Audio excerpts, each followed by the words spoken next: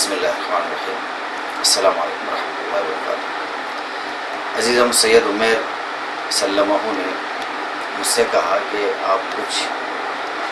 عید کی شاپنگ اور خریدی کے سلسلے میں کچھ آپ ہدایت دیں گے یا آپ لوگوں سے کچھ گزارشات پیش کریں گے۔ میں نے تو ان سے عرض کیا کہ بہت سارے لوگوں کے واٹس ایپ پر گزارشات بھی آ چکی ہے اور بہت ساری نصیحتیں بھی آ چکی ہے، الحمدللہ عمل بھی ہو رہا ہے، لیکن چونکہ میرا اپنا ایک ذاتی فریضے بھی بنتا ہے، تو جب انہوں نے حکم دیا ہے تو مجھے کہنا پڑ رہا ہے۔ اللہ تعالی ہم کو عمل کی توفیق عطا فرمائے۔ یہ جو جس حال سے ہم گزر رہے ہیں اس سے کوئی بھی ناواقف نہیں کہ کوئی نہ جانتا ہو کہ کورونا وائرس کی مہاماری اور اسی طریقے سے سوشل ڈسٹینسنگ کے سلسلے میں جو تکالیف پوری انسانیت کو اٹھانی پڑ رہی ہے، اس سے کوئی ناواقف نہیں ہے۔ اور یہ جو لاک ڈاؤن کے سلسلے میں جو تکالیف انسانیت کو اٹھانی پڑ رہی ہے وہ بھی ہے۔ اس میں سبھی تکلیف اٹھا رہے ہیں، لیکن چونکہ رمضان کا مہینہ ہے اس میں مسلمان بہت ساری تکالیف کا سامنا کر رہا ہے۔ ایک تو رمضان کے مبارک مہینے میں راتوں کو جاگ کر عبادت کرنا مسجدوں کے اندر، اس سے محروم ہو چکا ہے، جماعت سے محروم ہو چکا ہے، جمعے سے محروم ہو چکا ہے۔ لیکن اس مرض کی اور اس وبا کے پھیلنے کی یہ نہ پھیلے، اس کی وجہ سے جو ہے ہم احتیاط کر رہے ہیں، اور جیسے اطباء بتا رہے ہیں، ڈاکٹر بتا رہے ہیں، اس پر عمل کرنے کی وجہ سے ہم خود جو ہے اس پر اپنی ذات سے عمل کر رہے ہیں کہ مسجدوں میں نہیں جا رہے ہیں۔ بہرحال کہنے کا مقصد یہ ہے کہ جس طرح اب تک ہم نے عمل کیا ہے، مجھے امید ہے انشاءاللہ آئندہ بھی جب تک کہ حکومت اور ڈاکٹر حضرات کی ہدایت ہوگی جب تک ہم عمل کرتے رہیں گے، اور عمل میں ہم کبھی پیچھے نہیں رہیں گے انشاءاللہ العزیز۔ تو ایک گزارش میری یہ تھی کہ جیسا کہ ہم اتنی بڑی بڑی قربانیاں دے رہے ہیں، مسجدوں سے محروم ہے، جماعت اور جماعت سے محروم ہے، تو تھوڑی ایک قربانی اور دے دیں کہ اگرچہ دکانیں کھل جائیں، چاہے کتنی دیر کے لیے، کم دیر کے لیے، زیادہ دیر کے لیے کھلیں، ہم خاص طور سے خواتین و حضرات سب سے میری گزارش یہ ہے کہ ہم غیر ضروری اشیاء کی خرید و فروخت بالکل نہ کریں۔ ہاں ضرورت کی چیزیں ہیں، کھانے پینے کی ہے، دوائیوں کی ہے، اور ضروریات کی چیزیں ہیں، حرج نہیں ہے کوئی خریدنے میں، لیکن باقاعدہ عید کی جو مستقل خریدی ہوتی ہے، کپڑوں کے لائن سے، جوتے چپل کے لائن سے اور دیگر ضروریات کے لائن سے، تو یہ کوئی ضروری نہیں ہے، بلکہ ایک موقع اللہ نے بہت اچھا دیا ہے۔ بہت سارے لوگ پریشان ہیں، ہم اپنا یہ پیسہ اپنی ذات پر خرچ کرنے کے بجائے ہم اپنے دوسرے بھائیوں پر خرچ کریں۔ قرآن نے بڑی فضیلت ذکر کی ہے ایسے لوگوں کی، یؤثرون علی انفسہم ولو کان بہم خصاصہ، کہ ایسے لوگ اپنے آپ پر ترجیح دیتے ہیں دوسروں کو جو ضرورت مند ہوتے ہیں، تو بجائے اپنی خریدی کے دوسروں کو ترجیح دے، دوسروں کو خرچ کریں۔ اور خواہ کہ ہم ابھی تک کے الحمدللہ ہم نے اس پر عمل کیا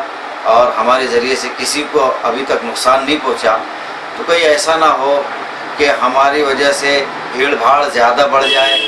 اور لوگوں کو جو ہے یہ شک ہونے لگے کہ بھئی یہ رمضان کی خریدی کی بھیڑ بھاڑ کی وجہ سے کورونا زیادہ پھیل گیا ہے، جبکہ روز بروز یہ بڑھ ہی رہا ہے، پھیل ہی رہا ہے۔ جو کچھ ہوتا ہے وہ اللہ کی طرف سے ہوتا ہے، اللہ جہاں چاہتے ہیں وہاں وہ بیماری کو بھیجتے ہیں، لیکن ایک بہانہ ہو جاتا ہے۔ تو کہیں ایسا نہ ہو کہ ہم یا اسلام بدنام ہو یا کوئی بدنام کرنے کی ناکام کوشش کریں، جیسا کہ اس سے پہلے جماعت کے لوگوں کو بدنام کیا گیا ہے، تو کہیں ایسا نہ ہو کہ ہماری خریدی کی وجہ سے ہم مسلمان رمضان میں بدنام ہو جائے اور رمضان کے نام پر جو ہے جو خریدی ہو ہمارے نام پر کوئی اور دھبا آ جائے، تو ہم بازاروں کے اندر بھیڑ بھاڑ نہ کریں۔ خاص طور سے ہماری مستورات خواتین، مائیں، بہنیں، بیٹیاں بازار میں بالکل نہ جائیں۔ جو ضروری اشیاء اس کو خریدنے کے لیے گھر کے اندر باپ، بیٹا، بھائی، شوہر وغیرہ ان کے ذریعے سے منگوائیں، بازاروں میں بالکل نہ جائیں۔ یہ رمضان قریب الختم ہے، چند تاخیراتیں باقی ہیں، تاخیراتوں کا ہم اہتمام کریں، اس میں اٹھ کر کے دعائیں کریں۔ انفرادی طور سے، اجتماعی طور سے تو ابھی فی الحال نہیں کر سکتے، انفرادی طور سے ہم کریں، اپنے گھروں میں کریں، انفرادی طور سے مسجد میں بھی اکیلے جا کر کے عبادت کر سکتے ہیں۔ اور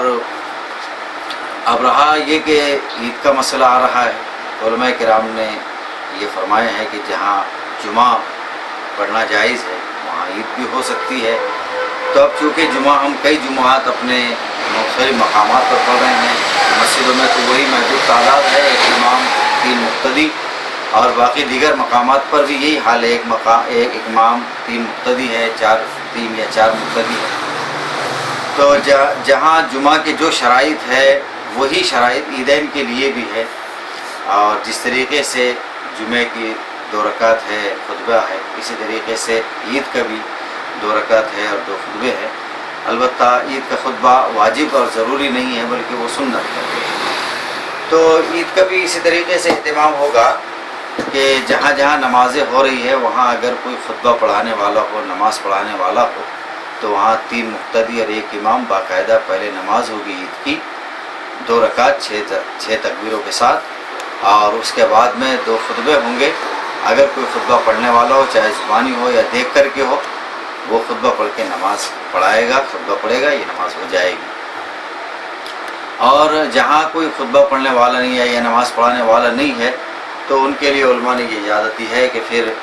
4 رکعت جو ہے چاشت کی نماز پڑھ لے وہ اس وقت، چونکہ عید کا جو وقت ہوتا ہے وہی چاشت کا بھی وقت ہوتا ہے، اس وقت چاشت کی نماز پڑھ لے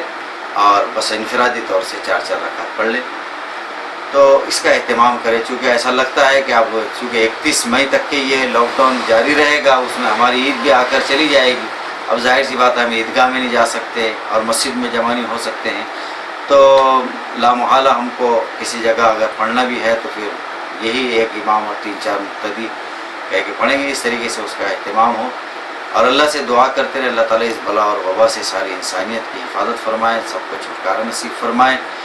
اور خصوصاً ہمارے ملک کو اس سے آزادی اور چھٹکارا نصیب فرمائے، اور ہم سب کو اس سے محفوظ فرمائے، جتنے بیمار ہیں ان کو شفا کامل عطا فرمائے۔ رمضان کے چند دن باقی ہے، اس کے اندر ہم جو ہے خاص طور سے دعاؤں کا اہتمام کریں، اللہ سے اپنے روزوں کو، تلاوتوں کو، عبادتوں کو قبول کرائیں۔ اللہ تعالیٰ اس کی ایک ایک گھڑی جو ہے اللہ کے نزدیک بہت محبوب ہے، اور اس طرح شب قدر کی فضیلت ہے، چند راتیں باقی ہے، ان راتوں میں ہم جا کر کے عبادت کر لیں۔ اور عمر صاحب کو بات